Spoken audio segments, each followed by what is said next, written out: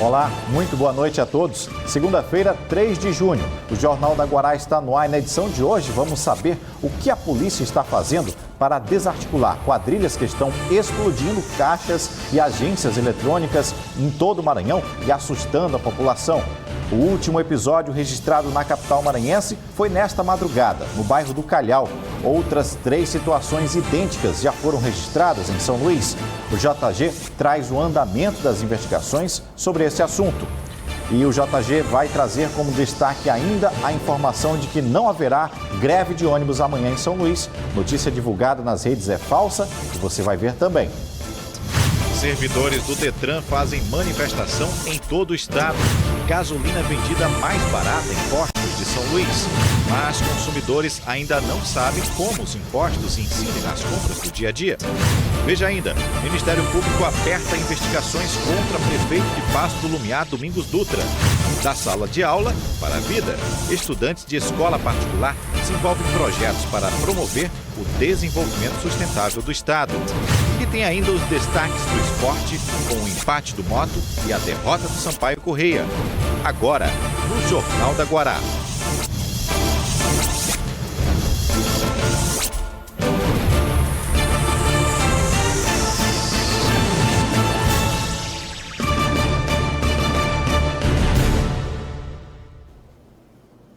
A explosão de caixas eletrônicos na madrugada de hoje, na Avenida dos Holandeses, na área nobre de São Luís, revelou o quão audaciosa tem sido a ação dos bandidos que atuam neste tipo de crime.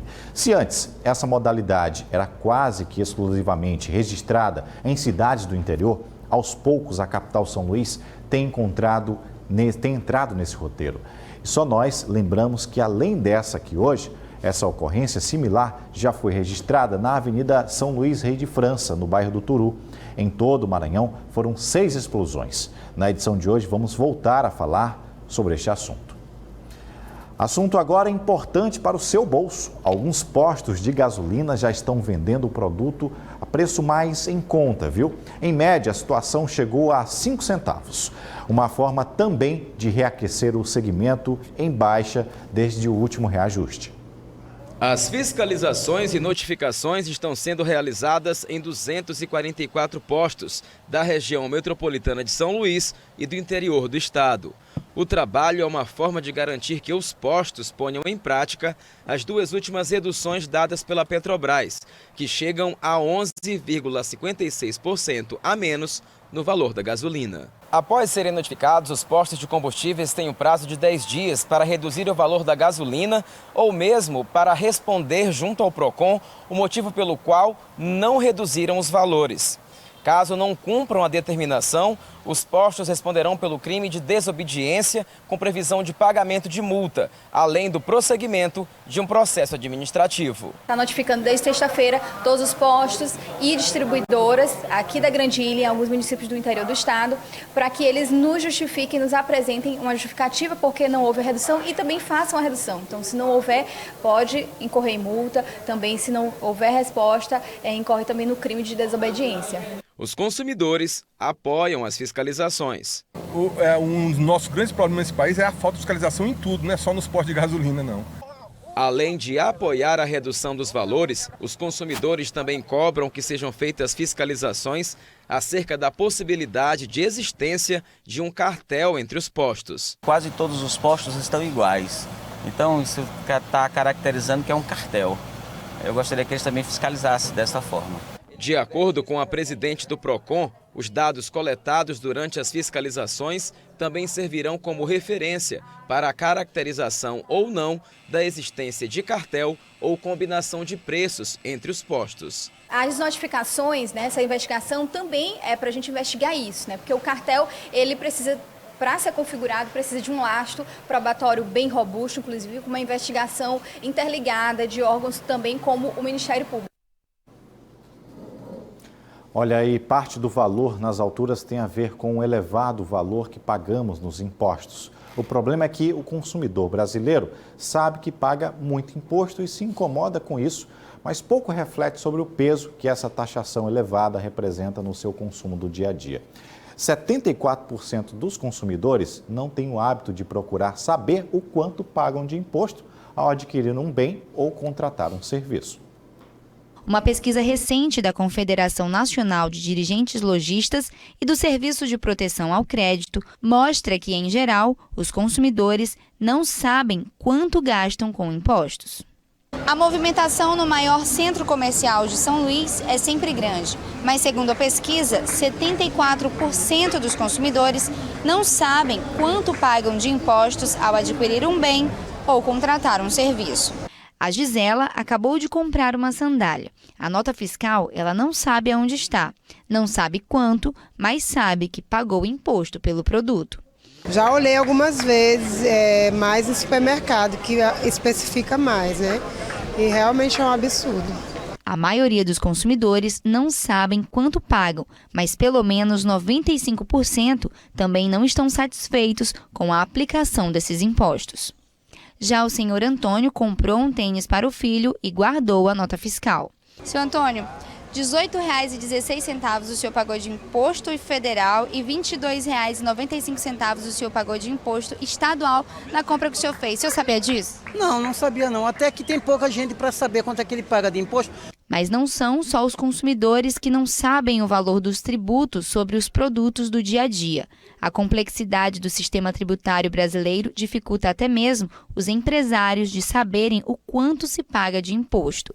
Apenas 22% dos micro e pequenos empresários conhecem esse percentual. No panorama geral, a carga tributária ela vem ser muito alta devido ao que o empresário, no caso, compra, né, para distribuir esse consumo para os consumidores. E então ele precisa reter esse valor para que ele consiga repassar para o consumidor final. Mas a verdade é que todo mundo precisa desenvolver essa consciência. Afinal de contas, o imposto é pago para que retorne na forma de serviços públicos. O noticiário político é destaque aqui, a seguir no Jornal da Guará. Agora são 6h40.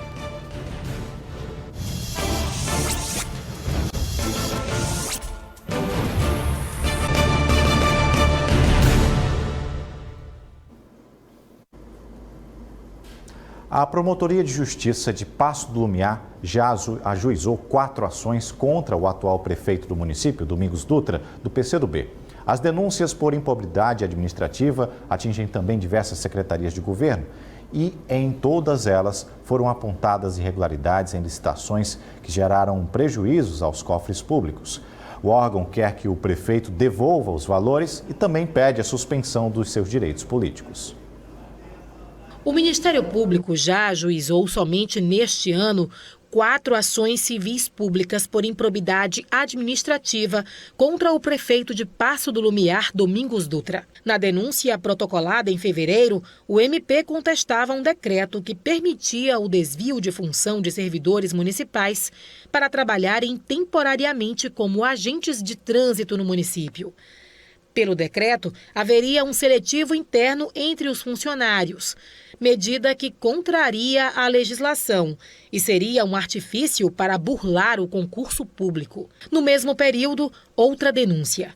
Irregularidades na contratação do Instituto Bem Brasil, feita em caráter emergencial e com dispensa de licitação para o fornecimento de mão de obra terceirizada.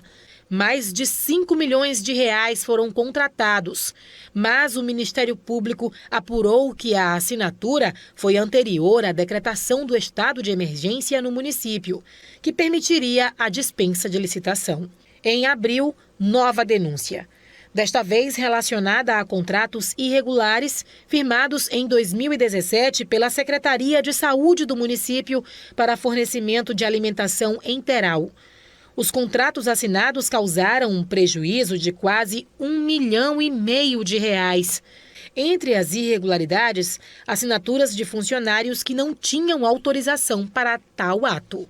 Na ação ajuizada em maio, o Ministério Público voltou a identificar irregularidades na assinatura de um processo licitatório de várias secretarias para a contratação de uma empresa que forneceria pneus, câmaras de ar e protetores.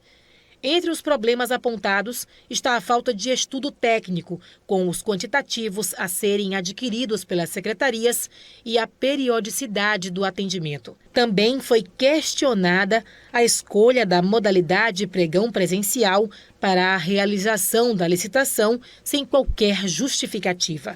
Na ação, o Ministério Público do Maranhão pediu a condenação do prefeito Domingos Dutra, da esposa dele, secretários e ex-secretários, além da empresa LIV Comercial Limitada, por improbidade administrativa. Segundo o prefeito Domingos Dutra, de 2017 para cá, a Promotoria de Justiça de Paço do Lumiar teria expedido quase 2.000 ofícios de forma direta ou indireta, solicitando informações, documentos e cópias de processos de licitação. Eu sou defensor do Ministério Público. O Ministério Público tem um papel de cuidar da sociedade, dos interesses difusos e coletivos. Mas aqui há um excesso. Aqui tem mais de 2.000 ofícios e a maioria de uma só promotora.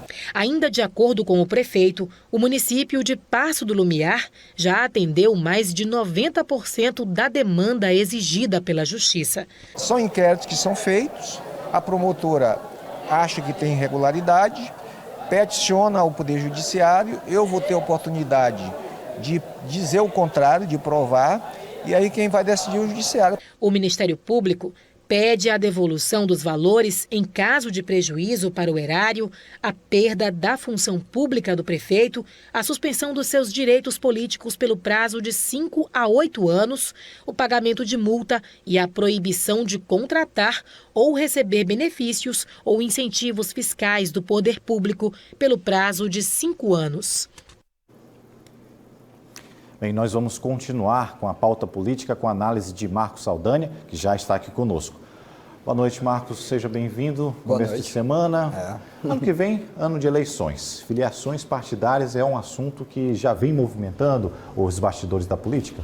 Pois é, Hugo, muito boa noite a você e a você de casa também. Geralmente, as filiações partidárias elas acontecem no ano que antecede a eleição, até porque existia antigamente uma regra de que o candidato tinha que estar afiliado há 1 ano num partido. Agora essa regra mudou e ele precisa estar só 6 meses. Então, esses dados de filiação ainda são incipientes, mas dá para a gente ter um termômetro, né, nos 3 primeiros meses desse ano pré-eleitoral e ver quais são os partidos que estão sendo procurados, aqueles que estão sendo rejeitados. Não necessariamente vale dizer isso, que o número de filiados no partido ou o aumento do número de filiados significa que aquele partido estará mais forte para as eleições. Mas é uma tendência eleitoral que vale a pena a gente acompanhar e analisar. Bom, a novidade aí desses partidos todos é o Partido Novo, né? Um partido recente que fez 8 deputados federais e um governador de Minas Gerais na última eleição, e o pré-candidato, vamos dizer assim, né? Foi candidato à presidência e pré-candidato já, é o Amoedo, que vai estar aqui, né? Amanhã. Em São Luís, e está divulgando o partido. O Partido Novo é um partido que traz uma proposta diferenciada e a gente questiona muito se de fato as pessoas estariam dispostas a pagar para se filiar e a pagar para serem candidatos, já que a proposta do Partido Novo é justamente não usar o fundo partidário. Parece que está dando certo, viu, Hugo? É um dos partidos, na verdade, é o partido que mais teve filiações nesse primeiro trimestre desse ano, né? Então, os dados estão aí mostrando que parece que sim, as pessoas estão dispostas a fazer isso. A gente tem um dado, né, mostrando isso? Uma tabela mais ou menos mostrando os partidos que mais cresceram, exatamente isso. Nesse primeiro trimestre, vale lembrar isso, que os dados são recentes e específicos, mostra que o Novo teve aí 29% um aumento no número de filiados, seguido do PSL com 13% e o PRB, que é o partido ligado à Igreja Universal. Portanto, o que a gente percebe nesses dados? Um crescimento indiscutível do que a gente chama da nova direita brasileira. Parece que essa nova direita ela vai já começando a se redefinir, né? E está tendo bastante corpo político, né? O Novo está tendo um crescimento interessante porque ele se dá em todo o país. O PSL teve um crescimento mais concentrado no Sudeste, ali mais no Rio de Janeiro principalmente, Minas, São Paulo é onde vem esse maior número de filiados. O Novo é a base do PSL ali, né? Exatamente. O PRB também teve um crescimento grande, interessante, de 4%. Já os outros partidos tradicionais, a gente tem 3 casos aqui, o PSDB, o PT e o MDB. Eles tiveram, nesse trimestre, muito mais filiados do que perderam filiados. O saldo é positivo. Mas são dados tão pequenos que a gente pode dizer que houve, na verdade, uma estagnação. O MDB ainda continua sendo o partido com maior número de filiados no país e tem mantido aí, tem se estagnado aí com esse número de filiados, né? Então a gente pode pensar aí, se esse número seguir, né, se essa projeção se mantiver, o Novo pode vir com muita força aí nas próximas eleições, né? Vale lembrar que nesses dados não necessariamente é um dado preciso, porque muita gente que se filiou já mudou de partido, muita gente que fez a filiação às vezes, enfim, são dados com não tem uma exata precisão, mas dá pra gente ter uma tendência, são números já que apontam aí um caminho do que pode acontecer. Chama atenção também, Hugo, e você de casa, para partidos que foram impedidos pela cláusula de barreira, como o PCdoB e o Rede Sustentabilidade. Esses partidos, por motivos óbvios, né, eles estão perdendo em número de filiados, porque os candidatos não poderão disputar nas próximas eleições com fundo partidário e tempo de televisão. É isso, Saldanha. Obrigado. Boa semana. Para nós todos. Olha, foi aberta hoje a Semana dos Arquivos no Tribunal de Justiça do Maranhão. O acervo histórico pode ser encontrado em boa parte digitalizado. O Tribunal de Justiça do Maranhão é o terceiro mais antigo do país e agora também entra para a lista de um dos mais atualizados ao inaugurar as novas instalações do setor de arquivos. A novidade é a modernização de todo o acervo histórico. Nesta área estão os papéis, os tradicionais autos. Agora, aqui no setor de arquivos do Tribunal de Justiça, tem 2 novas salas, uma de restauração e outra de digitalização. Antes, estas 2 áreas não existiam. Os autos de processos que estão no papel vão passar por restauração para permitir a conservação das folhas por séculos.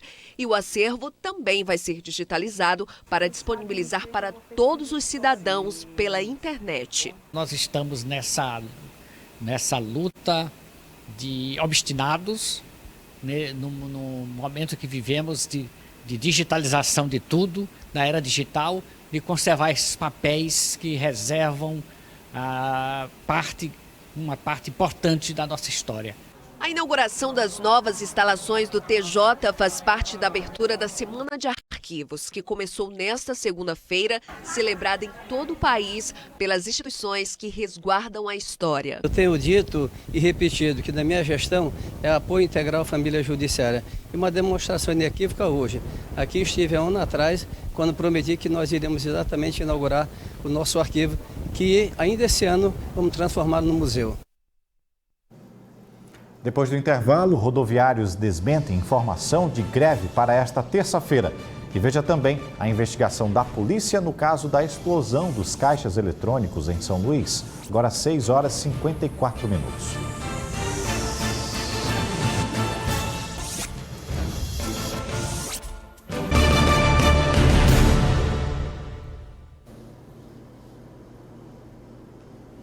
Circulou nas redes sociais durante todo o dia de hoje a informação de que os rodoviários iriam realizar amanhã uma paralisação motivada pela demissão de cobradores que estaria acontecendo em parte da frota. Pois bem, o Sindicato dos Rodoviários negou essa paralisação, disse que é boato e também divulgou a informação de que não houve acordo com o Sindicato das Empresas de Transporte, o SET, para pôr fim à profissão de cobrador. Lembrando que na Convenção Coletiva de Trabalho, assinada em dezembro, junto com a SET, está mantido a função de cobrador. Veja agora o que mais foi notícia neste começo de semana.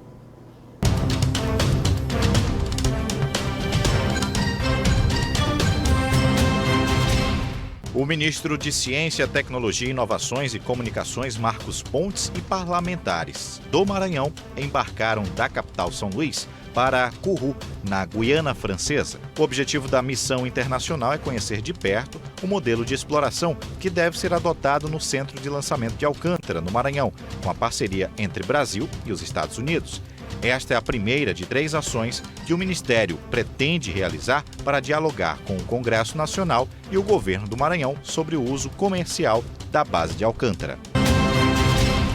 Um taxista foi vítima de assalto após efetuar uma corrida em um shopping. Segundo os policiais, os passageiros, 2 mulheres e um homem, tinham como destino o município de Raposa, mas durante o trajeto, as 2 mulheres desceram e 2 homens entraram no veículo e anunciaram o assalto. Durante o crime, os suspeitos chegaram ainda a efetuar um disparo que atingiu de raspão a cabeça e o ombro do taxista. A PM conseguiu efetuar a prisão dos 3 criminosos e apreender a arma utilizada no crime. Voltamos a falar sobre a explosão do caixa eletrônico que aconteceu na Avenida dos Holandeses, no Calhau. Como vimos no começo da edição, mais uma agência foi atacada. Caixas eletrônicos foram pelos ares. O dinheiro levado não foi recuperado ainda e a polícia está investigando a ação. A explosão ao caixa eletrônico de uma agência bancária nessa madrugada foi a 6ª registrada no Maranhão esse ano. A fachada ficou destruída e pedaços do caixa eletrônico foram arremessados para o estacionamento. A polícia trabalha para identificar os suspeitos. Então, estamos realizando as diligências, né? Já foi feita a perícia local, os investigadores estão em campo, coletando imagens de câmera de segurança. Também vamos coletar depoimento de testemunhas que presenciaram a ação criminosa, para nós entendermos o modus operandi utilizado. E em breve eles serão identificados, presos e colocados à disposição do Poder Judiciário. Segundo o Departamento de Combate a Roubos a Instituições Financeiras, da SEIC, o número é menor do que no ano passado, quando foi registrado 18 arrombamentos a agências bancárias. Em geral, os criminosos não são do Estado, mas possuem algum vínculo aqui. Todos eles são monitorados pela Polícia Civil. Das 6 ocorrências desse ano, 50% foi na capital, a outra metade nas cidades de Santana do Maranhão, Santa Inês e Pedro do Rosário. A característica tanto dos crimes quanto dos criminosos é diferente, mas a polícia tem conseguido dar continuidade nas investigações e prender os responsáveis pelos crimes. Porque, na verdade, a modalidade de explosão do interior e da capital tem sido diferente. Geralmente no interior, os criminosos vão armados, efetuam disparos de arma de fogo de grosso calibre. E essas explosões estão ocorrendo na capital, eles geralmente são criminosos que vão desarmados e agem rapidamente.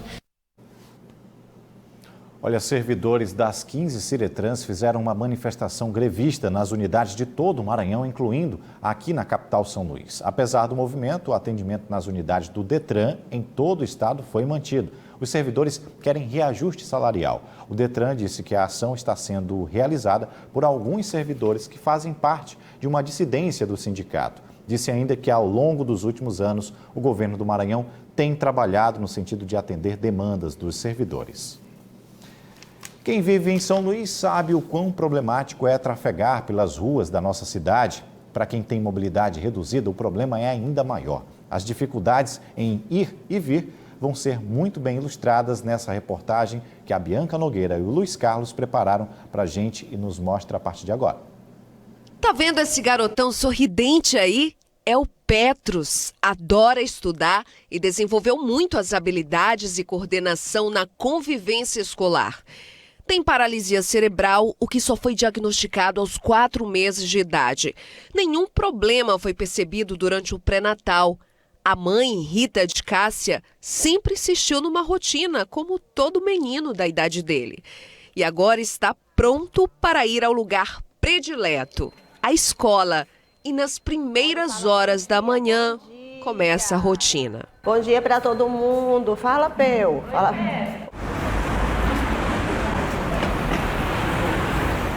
A dificuldade já começa aqui, ó. A gente não tem rampa, não tem como descer e não tem como ir pela calçada porque não tem como descer, aí tem que ir pela rua mesmo. Aí desce, aí vai. O que deveria ser um trajeto prazeroso acaba se transformando em um percurso desagradável e perigoso. É que a cidade não permite a mobilidade de pessoas como Petros, que estão na cadeira de rodas. A calçada é toda quebrada, íngreme, não tem como você ir com a cadeira.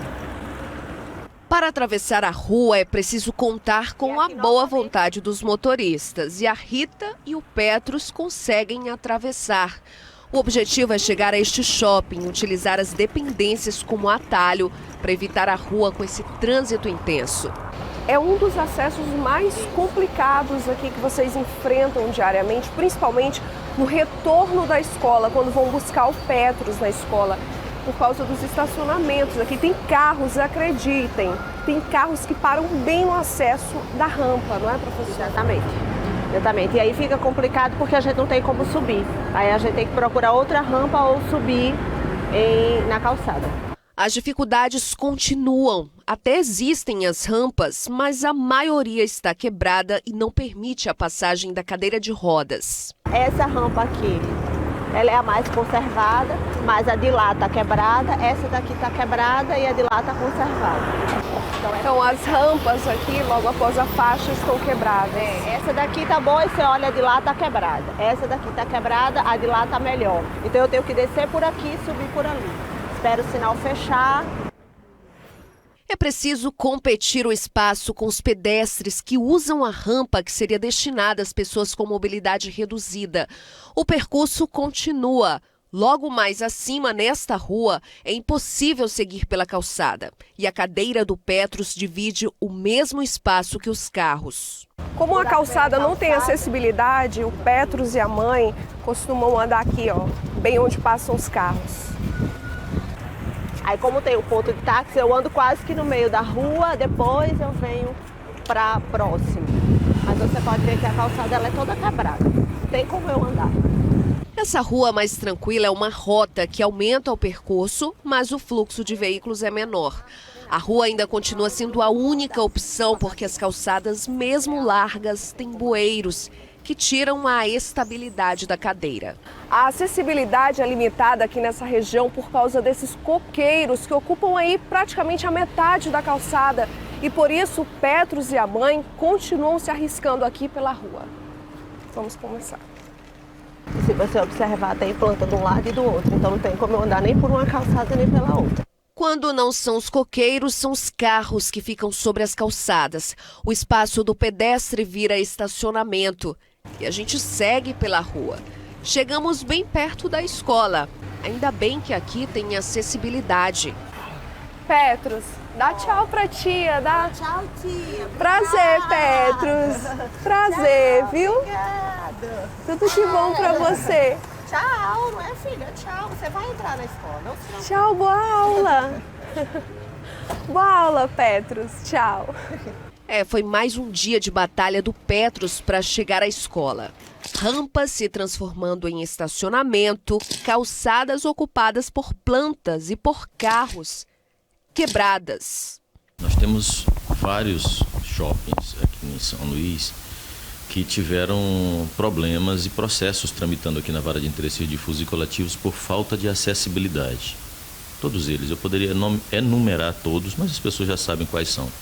Todos os shoppings respondem a processo ou já celebraram um acordo para resolver os seus problemas de acessibilidade. Alguns ainda não, alguns ainda tramitam o processo.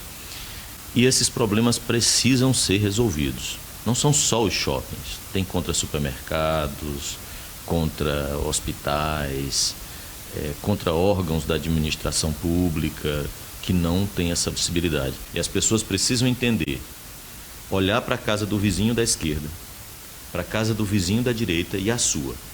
E pensar uma pessoa com a cadeira de rodas tentando vir da casa do vizinho da esquerda, passar por sua casa e chegar à casa do vizinho da direita sem nenhuma dificuldade. Se isso não for possível, aquela calçada, ou seja, a calçada de quem está nos ouvindo aqui, é ilegal. E um dia a pessoa vai responder a um processo por isso.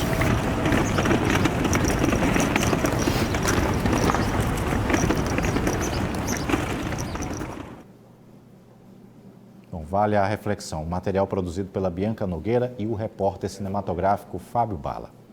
A seguir, estudantes mostram iniciativas para transformar o cotidiano de pessoas com propostas para um mundo melhor. Saiba como isso pode acontecer.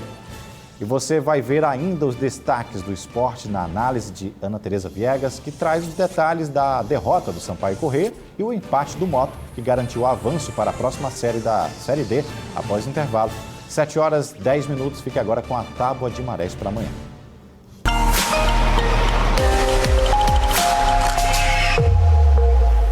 Na previsão da Tábua de Marés, o gráfico aponta a primeira baixa-mar a 1h18 da manhã, com 0,6 metros. Às 7h16, acontece a primeira pré-amar, com 6,1 metros. Ainda na sequência, a 1h45 da tarde, a baixa-mar, com 0,1 metro. E, por fim, às 7h46 da noite, a última pré-amar, com 5,8 metros.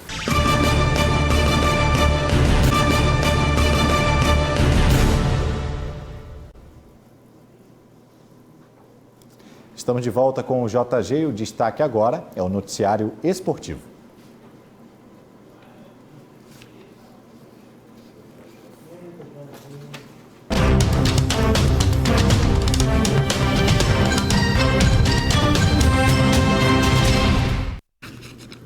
Aqui conosco, Ana Tereza Viegas. Boa noite, Ana. Boa noite, Hugo. Boa noite a todos que acompanham o Jornal da Guará. Conta pra gente como é que nossos times se comportaram esse final de semana. Pois é, o técnico Paulinho Kobayashi pelo Imperatriz queria estrear com vitória, mas não deu. Sampaio teve a primeira derrota. O MAC, já eliminado, venceu a primeira na Série D. E o Motoclube empatou, mas manteve a liderança do Grupo A3. Vamos aos gols. No estádio Frei Epifânio, foram os visitantes que saíram com a vitória. Dudu arriscou de longe, fez uma bela pintura. Final de jogo, Santa Cruz 1, Imperatriz 0. Com o resultado, o Cavalo de Aço desceu para o Z4 do Grupo A, amargando a 9ª colocação. Ainda pela Série C, o resultado também não foi bom para o Sampaio. O tricolor foi até João Pessoa para encarar o 13 e Marcelinho Paraíba abriu o placar com esse golaço de falta. Depois, Anderson Pena ampliou. No segundo tempo, teve jogada bonita. Olha só a caneta que o Júnior Pacato aplicou. E na sequência, teve mão na bola. O juiz marcou o pênalti. Marcelinho Paraíba foi para a cobrança e fechou a conta. Final de jogo, 13 da Paraíba 3, Sampaio 0. E o Sampaio perdeu a liderança do Grupo A. Na Série D, o MAC, já eliminado na competição, recebeu o Central no Castelão.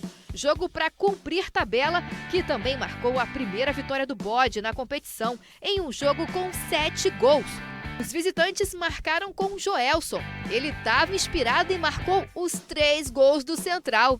E contribuíram para a vitória do Bode Isaías, Kleber Pereira e Marciano, que marcou 2 vezes. Final de jogo, MAC 4, Central 3. Já o Motoclube viajou para encarar o São Raimundo. Os gols saíram no segundo tempo em sequência.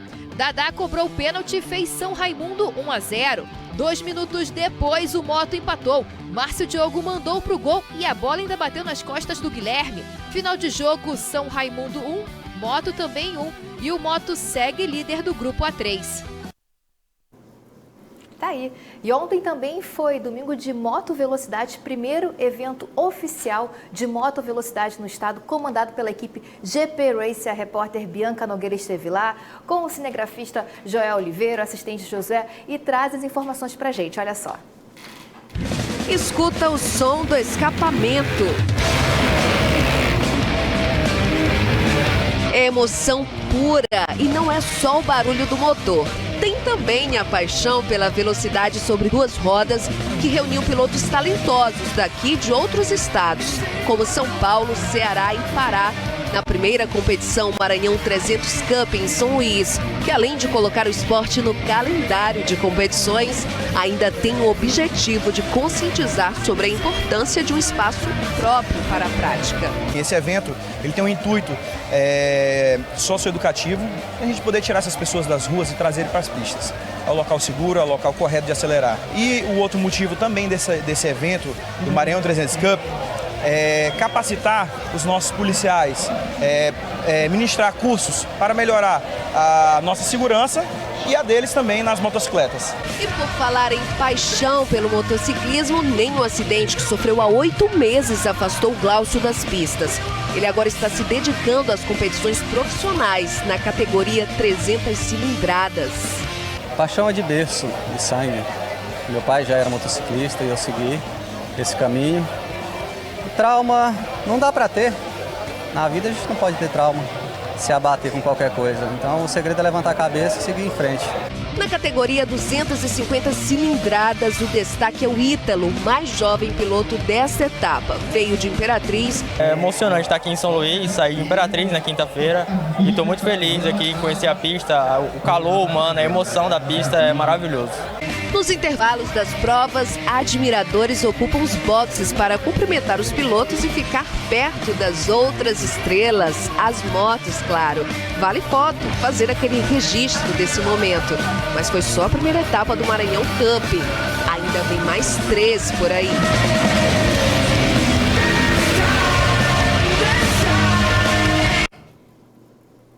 Legal. Estudantes de uma escola particular de São Luís, com o apoio de discentes de uma faculdade, estão desenvolvendo um trabalho muito interessante. Pensar alternativas para promover um mundo melhor. Confira. O que estamos deixando para o mundo e o que temos nele hoje. Reflexões que estão sendo levantadas na Feira Cultural e Científica desta escola particular de São Luís. Os alunos discutem a Agenda 2030, que projetou propostas que possam tornar o mundo um lugar melhor de se viver, fundamentado nos 17 Objetivos de Desenvolvimento Sustentável.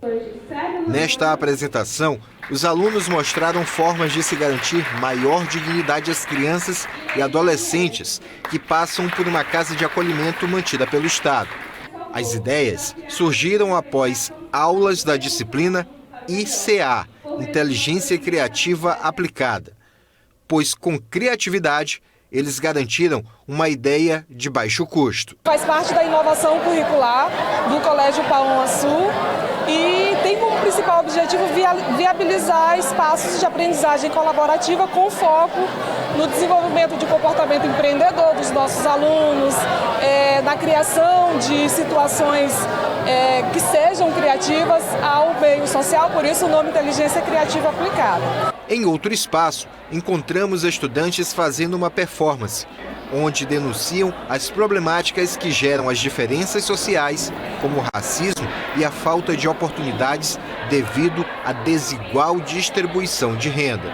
A gente está demonstrando aqui, por meio da intervenção, que o racismo, por mais que tenha sido abolida a escravidão e tenha ficado no período colonial e na época das grandes navegações, a gente ainda vê casos que demonstram que ainda existe hoje em dia. São com ideias assim que os jovens estudantes vão aprendendo como agir de forma sustentável em um mundo que precisa ser melhor. Sustentabilidade é um marco fundamental para todos esses objetivos. Então, sem sustentabilidade não tem como a gente deixar para gerações futuras o que elas de fato precisam para sobreviver. Uma boa noite a todos e até amanhã.